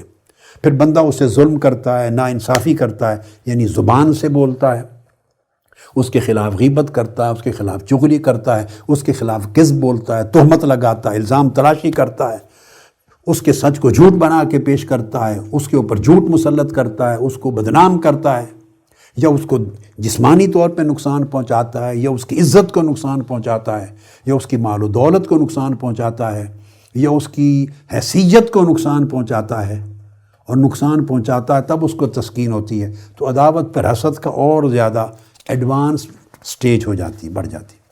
اور عداوت جب بڑھتی ہے تو پھر یہ بغض ہے، بغض کہتے ہیں نفس کے اندر نفرت بڑھ جانا۔ دیکھو ہر لفظ کا الگ الگ ایک معنی اور فرق سمجھا رہا ہوں۔ عداوت میں تھا فاصلہ بہت زیادہ ہو جانا اور طبیعت کا اس کے لیے خلاف ناانصافی پر آ جانا، عدل ختم ہو جانا اس کے ساتھ۔ اور بغض میں دل اس کے نفرت کے ساتھ بڑھ جاتا ہے، نفرت کے ساتھ۔ جیسے محبت میں دل دوسرے کے لیے جذب ہوتا ہے، کھنچتا ہے، راغب ہوتا ہے، یہ نفرت ہے، نفرت میں دل اس کے طرف راغب ہونے کی بجائے اس کو ملعون قرار دیتا ہے، اس کو دھتکارتا ہے اس کے ساتھ، یعنی یہ بغض، تباغض بھی اس کو کہتے ہیں، بغضا بھی، اور بہت شدت ہو جائے تو البغضاء۔ قرآن مجید کی آیت پڑھی تھی کہ شیطان تمہارے اندر العداوہ والبغضاء، بہت بڑی یعنی دشمنی اور شدید بغض پیدا کرنا چاہتا ہے، یعنی نفرت کی شدت ہو جاتی ہے۔ جب نفرت کی شدت ہو جاتی ہے تو بندے کا تھنکنگ پروسیس ہی چینج ہو چکا ہوتا ہے، پیچھے سے ہی چینج ہو گیا، اب اس کو بات سمجھ ہی نہیں آ سکتی۔ جس کے لیے اس کو عداوت ہے، جس کے لیے اس کے دل میں نفرت اور بغض ہے، جس کے لیے اس کے دل میں حسد ہے، یا جس کے لیے اس کے دل میں غش ہے، یہ سارے چاروں مرتبے جو پچھلے بیان کیے نمبر 6 تک، یہ سارے وہ مرتبے ہیں کہ آپ اس کی سمجھ میں بھی صحیح اور سچی بات نہیں آ سکتی، 100 سمجھائیں نہیں آئیں گی، ذہن بگڑ جاتا ہے، طبیعت اس کی متنفر ہو جاتی ہے، غلط راہ پر، گمراہی کی راہ پہ چل پڑتی، کیونکہ علاج اب نہیں۔ اور پھر فزادہم اللہ مرضا، پھر مرض بڑھتی چلی جاتی۔ اور آخری 7واں درجہ جو میں نے متعین کیا ایک ترتیب اور یہ آرڈر بنا کے یا یہ سٹرکچر بنا کر، وہ میں نے رکھا الشحنا، شین ہا نون الف، جیسے البغضاء اس طرح الشحنا، اس میں حقد، عداوت اور البغضاء شدید بغض، یہ تینوں چیزیں جمع ہو جاتی۔ پیچھے سے حقد، وہ جو تنگی تھی دل کی اور دل کے اندر دشمنی کا چھپائے رکھنا، وہ اس کے اوپر عداوت، یہ جو بغض، ناانصافی اور فاصلہ بڑھ جانا، اور پھر بغض جو میں نے بتایا، نفرت کے ساتھ دل کا بھر جانا، یہ تمام چیزیں جمع کر کے جب اتنی جمع ہو جاتی ہیں کہ جس میں بجلی سی آ جاتی ہے بندے کو، بندہ برداشت نہیں کر سکتا، اس کا نام بھی برداشت نہیں کر سکتا، اس کو دیکھنا برداشت نہیں کر سکتا۔ اچھا، میں نے جتنی چیزیں بیان کی ہیں، اتفاق ہے میں نے یہ طبیعتیں دیکھی بھی ہیں زندگی میں، اتنا مشاہدہ ہے میرا اور تجربہ زندگی گزاری ہے، یعنی ایسی طبیعتیں بھی دیکھی ہیں، اللہ کی شان ہے۔ تو یہ آپ حیران ہوں گے کہ جسم کے اندر جو بجلی ہوتی ہے، جسم کے اندر بجلی، اس بجلی کے لیے اشحنا کہربیہ کا لفظ عربی میں استعمال ہوتے ہیں، اس کے لیے بھی شحنا کا لفظ استعمال ہوتا ہے، یعنی یہ غصہ، حقد، عداوت اور بغض بجلی کی طرح اس کے اندر آ جاتا ہے، بندہ برداشت سے باہر ہو جاتا ہے، سر جھٹک دیتا ہے۔ جب شاہناہ تک پہنچ جائے تو یہ وہ درجہ ہے استغفر اللہ العظیم کہ آقا علیہ السلام نے فرمایا کہ شب برات میں 15 شعبان کی شب جو آدمی گڑ گڑا کے دعا مانگے ہر ایک کو اللہ پاک بخشش کرواتا ہے سوائے مشاہن کے، جس کے دل میں اتنا بغض عداوت اور شاہناہ ہو اس کو نہیں بخشا جاتا۔ یہ 15 شعبان کی رات کی دعا میں بھی نہیں بخشا جاتا جب تک وہ شاہناہ سے خود کو خالی نہ کرے۔ اب شاہناہ سے خالی کرنے کے لیے تو پیچھے یہ 7ویں درجے میں جا کے الشاہناہ بنا تھا، جس میں حقد، عداوت اور بغض آخری حد تک پورا سینہ بھر گیا اس کے ساتھ۔ تو اس کے پیچھے پوری ری انفورسمنٹ آ رہی ہے، وہ لشکر کھڑے تھے، آرمیز کھڑی تھی جن کے ہم نے ذکر کیے، تو پیچھے تک جانا پڑتا ہے، اس کا علاج کرنا پڑتا ہے۔ اور یہ جو 7 چیزیں بیان کی، یہ دراصل نفس کے اندر جو میں نے بتایا تھا رذائل اخلاق ہیں 4 اصول، ان میں سے ایک تھا غضب، جو اندر حرارت اور غصہ رکھا گیا ہے۔ حرارت، یہ سارے اس فیملی سے اس کے گرینڈ چلڈرن ہیں۔ اس لیے آقا علیہ السلام کی بارگاہ میں ایک صحابی نے عرض کیا یا رسول اللہ مجھے کوئی ایک نصیحت فرما دے۔ فرمایا لا تغضب، اپنے غصے کو، اپنی حرارت ہے نا جو اندر کی غصہ، تپش غصے کی، اس کو ختم کر دو، غضب نہ کرو، غصہ نہ کرو۔ عرض کیا یا رسول اللہ پھر کوئی اور نصیحت؟ فرمایا لا تغضب، غصہ نہ کرو۔ عرض کیا یا رسول اللہ اور نصیحت فرمائے؟ پھر فرمایا لا تغضب، غصہ نہ کرو۔ چونکہ غصہ great great great grand parent ہے، جڑ ہے جہاں سے یہ پوری فیملی نکلی ہے۔ انسان کو چاہیے کہ اس کو نکالے۔ اب اس کے علاج کی طرف آ جاتا ہوں، تاکہ میں چاہتا ہوں کہ آج کی جو نشست ہے وہ اس سبجیکٹ پر کمپریہنسو ہو جائے۔ اب علاج جب بتانا چاہوں گا تو وہ خواہ کوئی شاہناہ کے درجے پہ پہنچا ہے، اللہ نہ کر دے، خواہ اس سے پہلے کوئی بغض کے درجے پر، البغضاء کے درجے پر وہ پہنچا ہوا ہے، خواہ اس کے نیچے عداوت پر ہے، خواہ اس سے نیچے حسد پر ہے، خواہ اس کے نیچے غش پر ہے، خواہ حقد پر ہے، خواہ غل پر ہے۔ یعنی میں نے جیسے بتایا تھا یہ ساری امراض ہیں، ان کے لیے اینٹی بائیوٹک ایک ہے، اس کی ڈوز الگ الگ ہوگی، محنت زیادہ ہوگی۔ تو اس کے لیے اب علاج سن لیں، آپ سر پکڑ کے نہ بیٹھ جائیں کہ یہ کریں کیسے۔ پھر علاج تو مجاہدے کے بغیر نہیں ہوتا، آپریشن کرنا پڑتا ہے، سرجری کرنی پڑتی ہے۔ کس کو سرجری پسند ہے؟ کوئی چاہتا ہے کہ اس کے پیٹ کو پھاڑا جائے، ڈاکٹر آپ کو انستھیزیا دیں، بے ہوش کریں، پیٹ پھاڑیں، سینہ پھاڑیں؟ کوئی نہیں چاہتا۔ تو اس کے اثرات ہوتے، اسی کو مجاہدہ کہتے ہیں۔ اس کو کرنے کے لیے سب سے پہلے اس کا علاج، لہذا پہلا تو یہ جو میں نے ذکر کر دیا کہ اظہار نہ کرے۔ اگر غل کی حالت تھی، اب لفظوں کو ان کے معنی دہرانے کی ضرورت نہیں رہی، میں نے پہلے پورا حصہ اس پہ سیپریٹ لگا دیا تھا کہ کنسیپٹ کلیئر ہو جائے۔ پہلا درجہ تھا غل کا، اس طرح کہتا رہوں گا آپ کو سمجھانے کے لیے، یا دوسرا درجہ حقد کا تھا، یا تیسرا درجہ غش کا تھا۔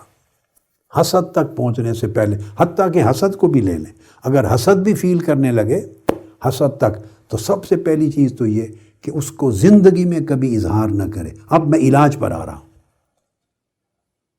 اظہار نہ کرے، ایک کلمہ بھی اس کے بارے میں نہ بولے، چونکہ جب اس کے بارے میں کوئی کلمہ بولے گا وہ برائی کا کلمہ نکلے گا، ایک تو مزید گناہ سے بچے گا، اور دوسرا علاج کا پہلو یہ ہے کہ اللہ رب العزت کو یہ عمل پسند ہے کہ اس کے بندے کو کوئی ناپسند تھا، اور ناپسندیدگی بھلے جائز تھی یا ناجائز تھی، ناپسند تھا، مگر اس نے اس کی ناپسندیدگی اور اپنی کراہت کو چھپائے رکھا۔ تو کسی کو ناپسند کرنا ایک عیب ہے، اور چھپائے رکھنا اللہ کی ستاریت کا ایک حصہ ہے۔ اللہ ستار العیوب ہے، عیبوں کو چھپانے والا ہے۔ کتنے عیب ہیں ہمارے جو اللہ نے چھپا رکھے ہیں۔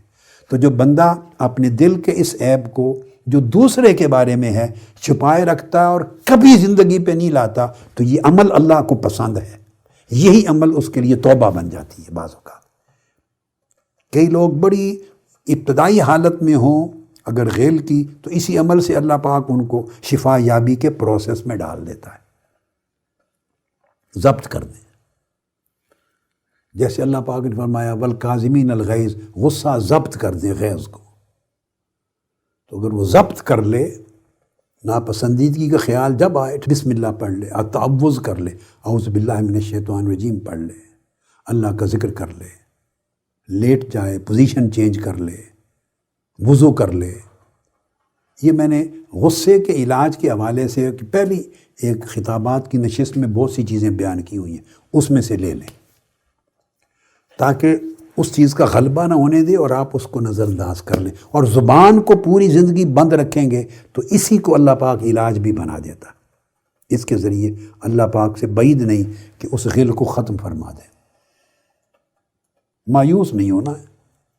اگلا سٹیپ ہے اس کے علاج کا کہ اللہ کے حضور جو چیز فیل کرتا ہے، خواہ غل سے لے کے شہناہ تک، اب میں 7 چیزوں کا اکٹھا ٹریٹمنٹ دے رہا ہوں، جو میں پھر سمجھا رہا ہوں۔ ٹریٹمنٹ ایک ہے، اس کا دورانیہ کم و بیش ہوگا، اس پر محنت زیادہ لگے گی، اگر شدت ہے مرض کی تو علاج میں بھی شدت ہوگی، طویل المیاد ہوگا، اور چھوٹے درجے کی چیز ہے تو جلدی زائل ہو جائے گی۔ دوسرا درجہ، یہ بھی پیکیج ہے، جیسے 7 اسٹیجز بتائیں تو علاج بھی میں پیکیج میں 7 چیزیں بتا رہا ہوں۔ دوسرا، اللہ سے توبہ کرے، اس کے اوپر صدق کے دل سے پہلے فیل کر لے کہ مجھے یہ میرے اندر پرابلم ہے، اس کے لیے اللہ سے توبہ کرے اور استغفار کرے۔ جب بندہ ریئلائز کرتا ہے کہ یہ حق تلفی ہے بندے کی، حقوق العباد میں میرے اندر دل میں ایک کمی ہے، تو اس پہ فوکس کر کے خاص اس چیز کے لیے اللہ سے معافی مانگے اور توبہ کرتا رہے، ہمیشہ ہر نماز کے بعد کرتا رہے، وہ شدت میں کمی آتی چلی جائے گی، بخار کم ہوتا چلا جائے گا، اس کا مرض کم ہوتی چلی جائے گی، رفتہ رفتہ زائل ہو جائے گی۔ ہمارا پرابلم یہ ہے کہ ہم جانتے ہیں کہ ہمارا یہ ٹربل ہے، مگر ہم نے کبھی فوکس نہیں کیا کہ اس پہ فوکس کر کے اللہ سے معافی مانگے، توبہ کریں۔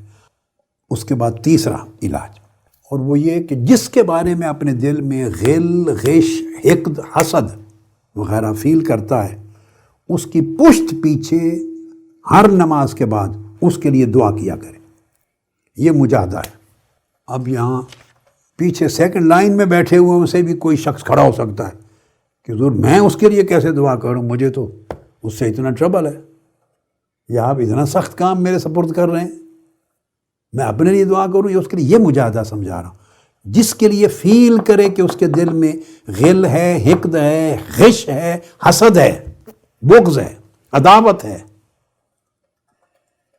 آپ سمجھے نا؟ شہناہ، جو بھی کیفیت فیل کرتا ہے اپنے دل میں، اس کی پشت پیچھے اس کے لیے دعا کرنا انتہائی مجرب علاج ہے۔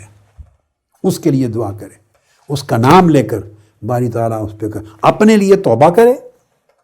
2 چیزیں مل گئی نا، اس کے بارے میں جو کیفیت تھی، غل کی، حقد کی، غش کی، حسد کی، بغض کی جو کیفیت تھی، یہ عداوت کی جو بھی، اس کے اپنے لیے توبہ کرے اور اس کے لیے دعا کرے باری تعالیٰ اس کو اور مال عطا فرما، اس کو اور زیادہ عزت عطا فرما، اس کی مقبولیت اور اضافہ کر، اس کی خیر قبول کر، اگر اس میں کمی کوتاہی ہے تو مولا معاف فرما، اس پہ اپنا لطف و کرم کر۔ جیسے بندہ صدق کے دل سے اپنے لیے خیر مانگتا اور دعا کرتا، اسی طرح صدق کے دل کے لیے اس کے لیے دعا کرے، صدق کے دل کے ساتھ بندہ اس کے لیے دعا کرے۔ جتنی زیادہ دعا کرے گا اس کے لیے، اتنا وہ مرض کی جو شدت ٹوٹتی جائے گی، وقت لگے گا، ڈیپینڈ کرتا ہے کہ کتنی۔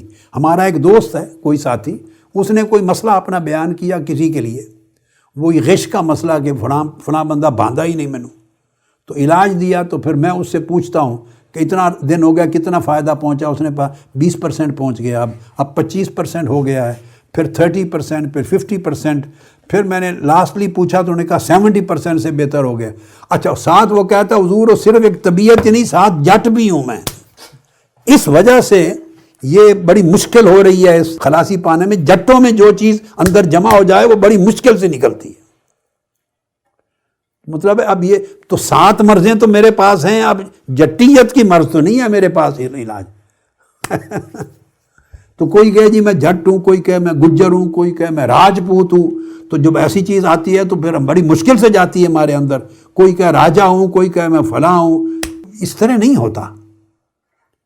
تو مقصد بات کا یہ ہے کہ محنت کریں، کوئی ہو، اللہ پاک ہر ایک کو خیر عطا کرے گا، اللہ پاک ہر ایک کو خیر عطا کرے گا۔ دعا کریں اس کے لیے، اس کا نام لے کر، جتنی صدق کے دل سے دعا کریں گے اتنی آپ مرض سے خلاصی پائیں گے، نجات پائیں گے۔ یہ کتنی چیزیں ہو گئی؟ اظہار نہ کرنا ایک، استغفار اور توبہ کرنا دو، اس کے لیے جس سے حسد ہے یا حقد ہے یا اس کے لیے دعا کرنا پشت پیچھے، 3۔ نمبر 4، اس کے ساتھ معاونت کرنا اور اس کے ساتھ اور بھلائی کرنا، یہ چوتھا علاج۔ جس کے ساتھ حسد ہے، دیکھنا نہیں چاہتے، اس سے ملاقات کے لیے جایا کریں، اس کا کوئی کام ہو تو اس کی معاونت کریں، اس کی مدد کریں، احسان کریں، اس کے ساتھ بھلائی کریں، ملاقات کریں، اس کو کال کریں، تو اس کے ساتھ احسان معاونت کا سلوک کرنا، اس کی عزت افزائی کرنا، یہ اس کا چوتھا علاج ہے، یہ مجاہدہ ہے۔ اگر آپ کہیں بڑا مشکل ہے تو بھئی اسی کو مجاہدہ کہتے ہیں۔ مجاہدہ مشکل ہوتا ہے، آسان نہیں ہوتا۔ ہم مجاہدے میں پڑے نہیں ہیں نا، ہم چاہتے ہیں بس ایک ہی نظر ہو اور بیڑا ہی پار ہو جائے، ایک ہی نظر دعا کریں تو بس سارے مرحلے طے ہو جائیں۔ اس طرح کام نہیں ہوتے، یہ دین کا طریقہ نہیں ہے۔ ہم گائیڈ بکس والے لوگ بن گئے، یعنی شارٹ ویز تلاش کرتے ہیں، بس ایسے ہی سارا کچھ ہی ہو جائے بیٹھے بیٹھائے بغیر محنت کے۔ اللہ اور اللہ کے رسول نے یہ طریق نہیں دیے۔ یہ کاروباری دھندا چلانے والوں نے ایسے تصورات گھڑ رکھے۔ 4 چیزیں، احسان، معاونت اور بھلائی کریں۔ اس کے بعد 5واں علاج، اس کی تکریم کریں۔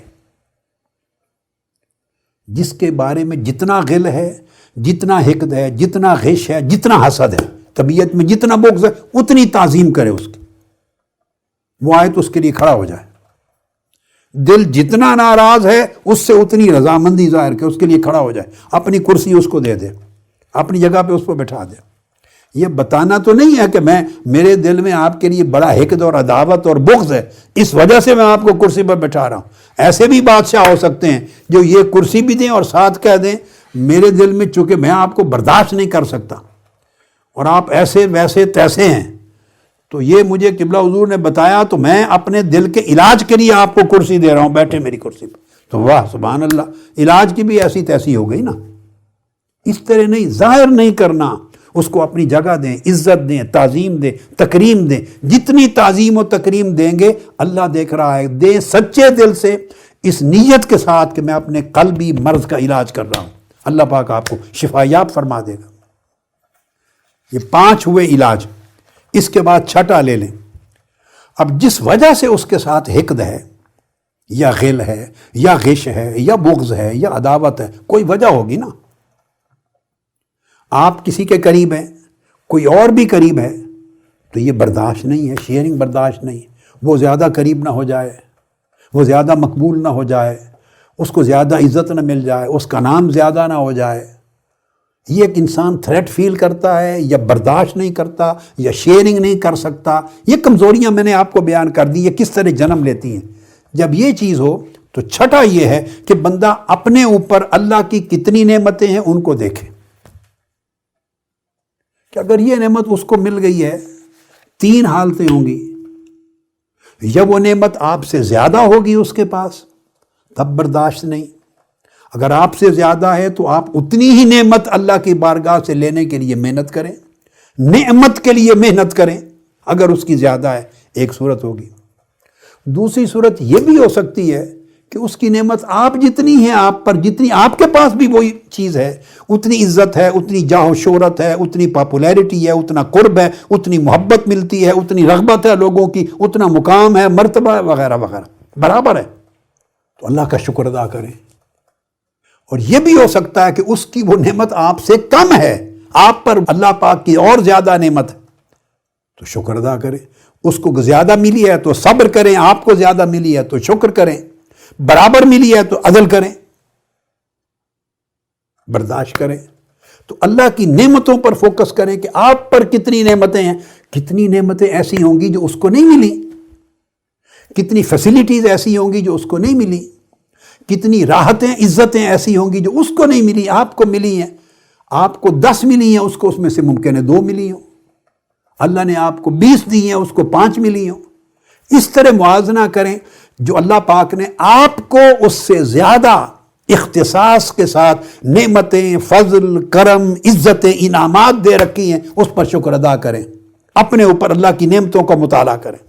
ساتواں علاج، جب ایسی چیز کسی کے بارے میں فیل کریں تو فوری اپنے اندر اللہ پر توکل اور اللہ کے فیصلوں پر رضا، یقین، توکل اور رضا، اس کو بڑھانے کی کوشش کریں، اس کے وظائف پڑھیں، یقین، توکل اور رضا، اور یوں سمجھیں کہ اللہ پاک جس کو جو دیتا ہے اس کی عطا میں حکمت ہے، جس سے منع کرتا ہے اس کی منع میں حکمت ہے، جس کو زیادہ دیتا ہے اس کو زیادہ دینے میں حکمت ہے، جس کو کم دیتا ہے کم دینے میں حکمت ہے۔ قل اللہم مالک الملک تؤتی الملک من تشاء وتنزع الملک ممن تشاء وتعز من تشاء وتذل من تشاء بیدک الخیر انک علی کل شیء قدیر۔ اس آیت کریمہ کا ورد کریں۔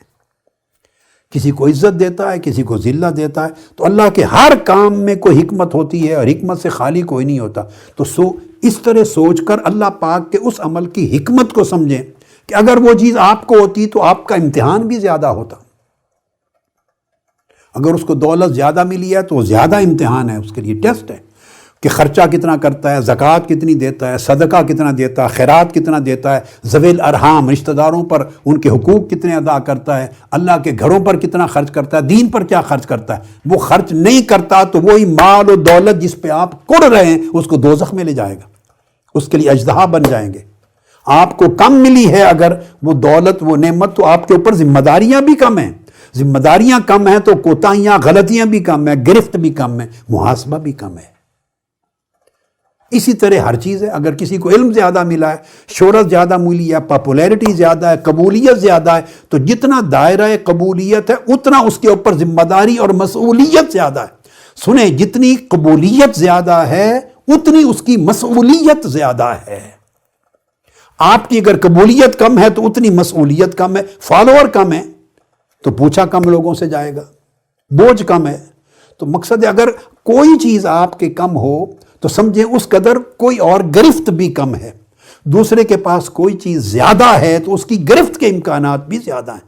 تو اس طرح اللہ کی حکمت پہ غور کریں اور اللہ کی نعمتوں پہ غور کریں کہ یہ جو تقسیم ہے اللہ کی، اس میں اللہ کی طرف سے خیر ہے، اس میں اللہ پاک کی طرف سے خیر اور بہتری ہے۔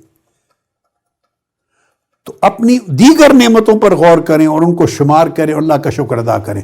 اور اس کے بعد 8واں، یہ سوچ کر جب ایسی کیفیت ہو تو کوشش کریں کہ اپنے دل کو اللہ کی طرف لگائیں اور اللہ سے اس کے فضل کو تلاش کریں۔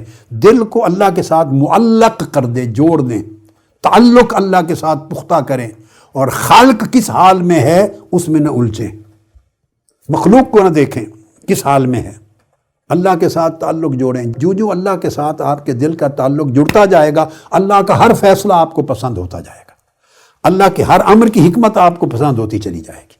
8 نکات پر مشتمل یہ علاج ہے، یہ مجاہدہ کی چیزیں ہیں۔ 2 وظیفے اس میں ایڈ کر دیتا ہوں تاکہ تلک عشرۃ کاملہ 10 بن جائیں۔ ایک سورہ اخلاص، سورہ اخلاص، من اراد الخلاص فعلیہ بالاخلاص، جو اپنے دل کو ایسی تمام امراض اور اس کے علاوہ بھی آئندہ جتنی قسمیں آئیں گی امراض، سب سے خلاصی دینا چاہتا ہے وہ سورہ اخلاص کو اپنے اوپر لازم کر لے۔ ایک تسبیح یعنی 100 بار روزانہ سورہ اخلاص پڑھیں، کوئی ایک وقت مقرر کر لیں، 40 دن پڑھیں، انشاءاللہ یقیناً خیر ہوگی، اللہ کے اذن کے ساتھ یقیناً شفا یابی ہوگی۔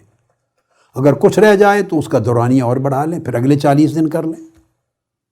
100 بار سورہ اخلاص اکیلے تنہائی میں بیٹھ کر اس مقصد کے لیے کہ جس چیز سے خلاصی چاہتے ہیں دل کو، جس مرض، اور حقد اور غل اور غش اور حسد کی جتنی چیزیں بیان کی، اس کے لیے 10واں جو بتا رہا ہوں، اس علاج کا یا اس پیکج کا نسخہ، پرسکرپشن کا حصہ، خصوصی حسد پہ اور حقد اور غل پہ فوکس کرنا ہو تو سورہ الفلق کا ورد کریں، وظیفہ کریں۔ مگر وظائف میں وہ اگر حسد پر فوکس کرنا ہو تو یہ پڑھ لیں، مگر وظائف میں سورہ الاخلاص اکیلی انشاءاللہ تمام امراض سے نجات دے دے گی۔ تو گویا 8 چیزیں میں نے آپ کی پریکٹس اور مجاہدے کے لیے علاج کی بتا دی، 2 وظائف ایڈ کر دیے، تو یہ بن گیا تلک عشرۃ کاملہ، پورا 10 نکاتی نسخہ بن گیا علاج کا۔ اللہ رب العزت ان 7 امراض سے ہم سب کو محفوظ و مامون رکھے۔ وما علینا الا البلاغ، والسلام علیکم ورحمۃ اللہ وبرکاتہ۔